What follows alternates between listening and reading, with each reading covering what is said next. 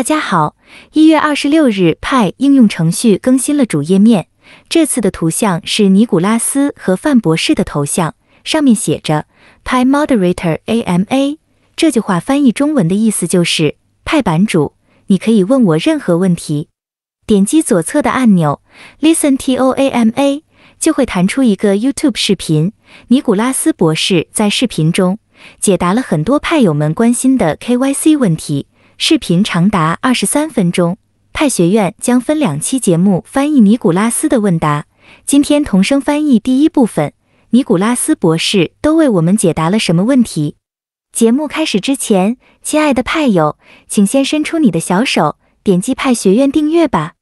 同时也别忘了打开小铃铛呀，这样你就会第一时间收到派学院给你的最新资讯。好，我们开始吧。大家好，有很多问题和一点时间，所以我将从列表开始，希望我们能解决尽可能的问题。如果不是全部的话，应用程序中是否有一些地方可以查看总供应量中仍有多少可用于挖矿？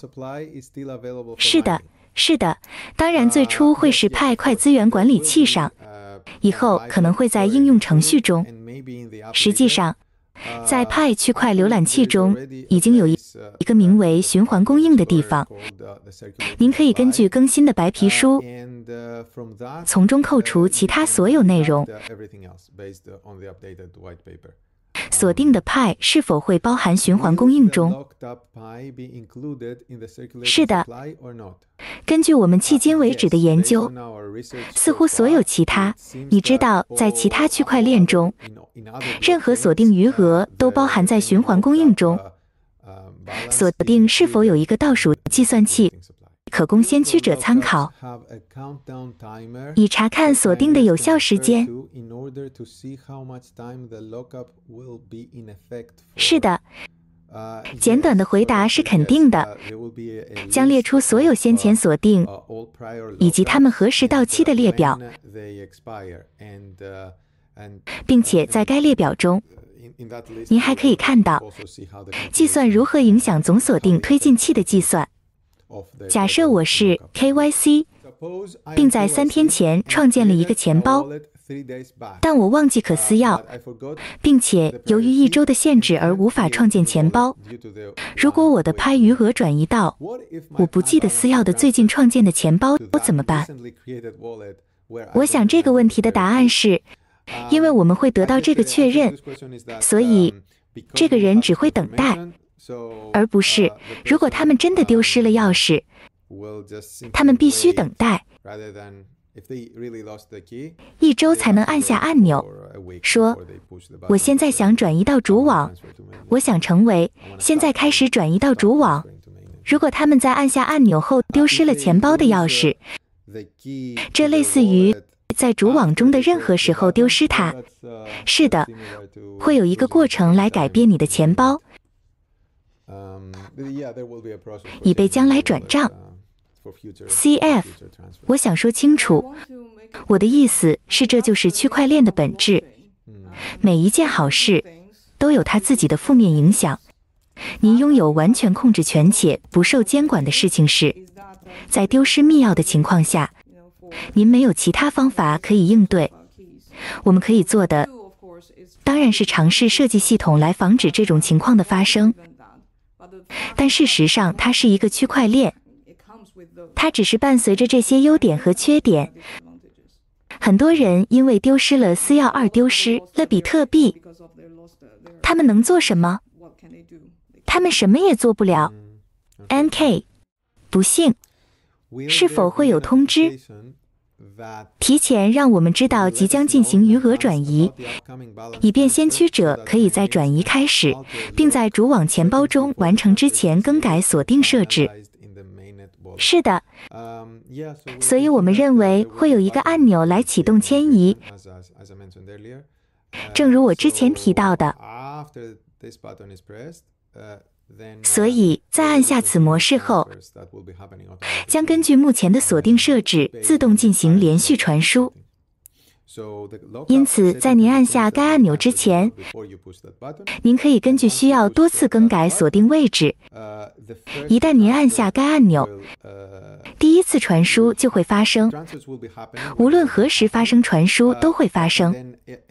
但是，如果您要更改锁定位置，新传输将获得当前查找设置的任何内容，因此在这方面不会有任何意外。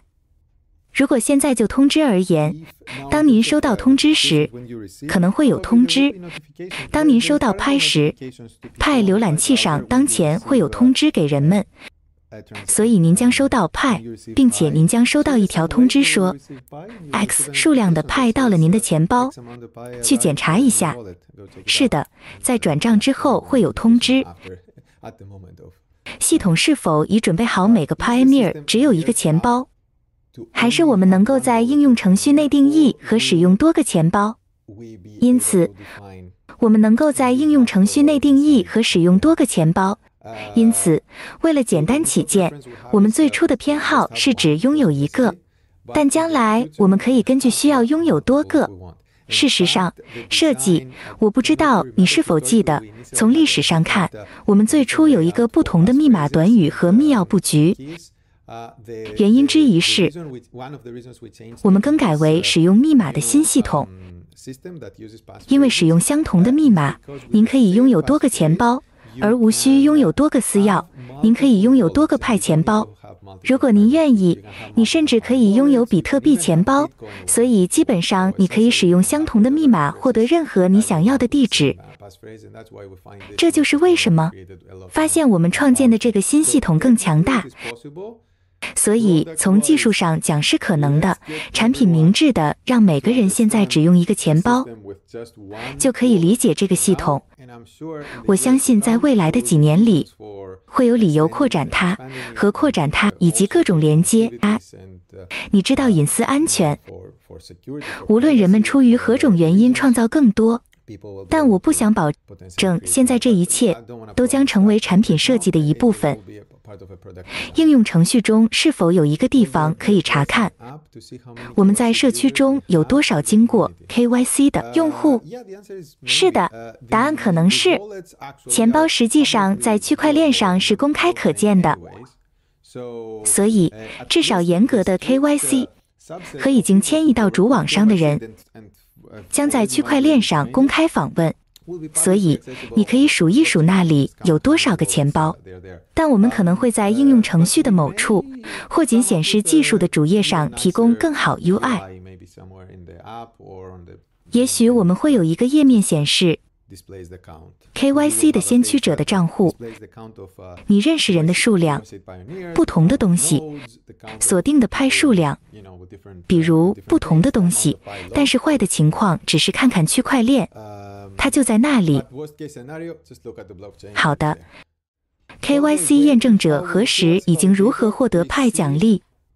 简短的回答是，当我们知道这些奖励需要多少时，让我解释一下并澄清一下。因此，目前我们要求 Pioneers 支付一个派作为 KYC 流程的成本。现在，这个派需要涵盖多个人采取的几个验证步骤。所以，一个验证者说，是的，这是正确的还不够，它必须至少有几个。有一种算法可以根据他们彼此同意的程度，以及谁说谁同意，以及每个验证者的先前历史来决定，视情况而定。它将有很少或更多，基本上是视情况而定必要的共识投票。因此，这些步骤可能包括以下内容：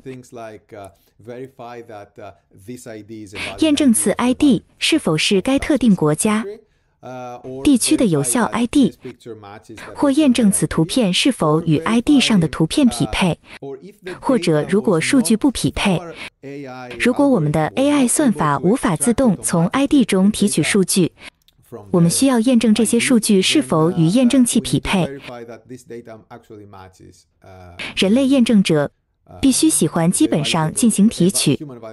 我们还可能必须让那些验证者参与到先驱者申请的潜在名称上诉中，以便他们可以让人类基本上审查每一个上诉。现在我们需要让这个过程运行。找出每个 KYC 的每个人的平均工作量是多少，所以我们必须让至少几千人首先完成 KYC， 才能准确估计这个数字。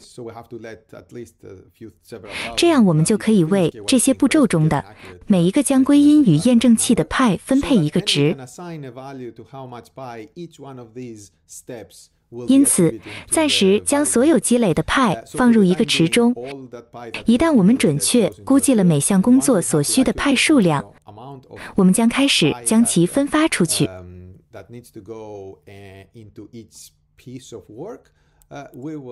CF， 我的意思是，首先拆分验证部分的格式是，我认为以前可能传达的设计是让这种设计保护人们的隐私，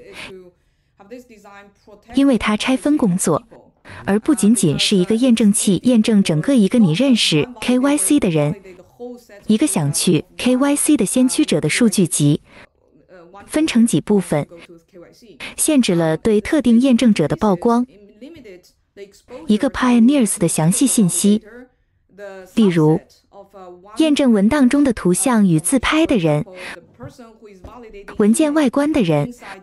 我们试图覆盖所有私人信息以及图像，以便不同的验证只暴露于一个 Pioneer 信息的仔细，这在一定程度上保护可 Pioneer 的隐私。除此之外，为什么我们有一个池后分发？为什么我们不能像我的派一样设计只是交给验证我的人？原因是因为所有的 KYC， 所有通过 KYC 的先驱者都需要验证者的工作，但不一定成功通过了 KYC。这意味着如果他们不通过 KYC， 他们将永远不会拥有派支付众包工作人员完成的验证工作。然而，验证者所做的工作实际上会，即使是在未通过 KYC 的人身上，这仍然是工作完成，并且仍然值得你知道补偿。所以在这种情况下，再就是为什么任何成功通过 KYC 的人都将贡献池的原因，能够拥有他们实际拥有的派，而后能够支付服务费用。然后无论 KYC 方案是否通过，所有验证者都将这个池发给工作，因为无论结果如何，这项工作都是相同的。特定 Pioneer 的 KYC 结果不应该影响验证者的工作是否应该得到补偿。这就是为什么这是游泳池的设计根本原因。